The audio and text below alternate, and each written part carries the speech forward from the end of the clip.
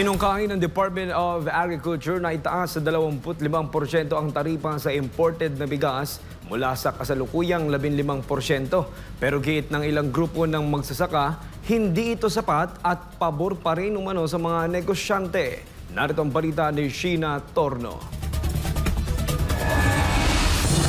Halos 2 taon na matapos pirmahan ni Marcos Jr. ang Executive Order No. 62 na nagpapababa sa taripa sa imported agriculture products gaya ng bigas. Isinisisi ng mga lokal na magsasaka sa EO 62 ang pagbagsak ng presyo sa palay dahil sa pagbaha ng imported na bigas sa merkado. Iba pa riyan ang pambabarat ng ilang traders. Araw ng Lunes ay inanunsyo ng palasyo na may inirekomendang taas taripa ang Department of Agriculture para sa inaangkat na bigas. Bukod pa riyan ang plano sanang itigil ang lahat ng importasyon sa bigas na ngayon ay kasalukuyang pang pinag-uusapan. Paglilinaw naman ng Department of Agriculture, layunin lamang na muling itaas ang taripa ay upang proteksyonan ang mga lokal na magsasaka. Dahil dito nais ng DA na itaas sa 25% mula sa kasalukuyang 15% ang taripa sa imported rice.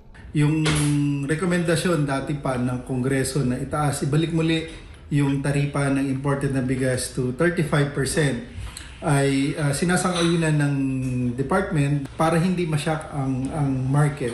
Ang hakbang na ito ng DA ay pinalaga ng ilang agriculture groups, partikular na ang Federation of Free Farmers. Ayon sa dating kalihim ng DA at ngayon chairman ng grupo na hindi sapat ang 25% taripa sa imported na bigas. Kulang yan kasi dapat ibalik sa 35. Napakalaki na yung margin ng mga importer, traders at saka retailers.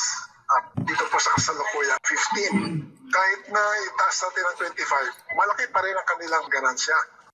Nasa 27 bilyong piso na nga ang nawala na pondo sa gobyerno na kinikita sa taripa sa imported rice na sa halip ay napakikinabangan ng mga lokal na magsasaka sa ilalim ng RCEP. Ang rekomendasyong ito ng DA ay tila hindi pabor para sa mga lokal na magsasaka.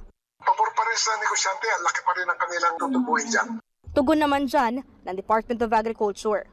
Binabalanse ng kagawaran yung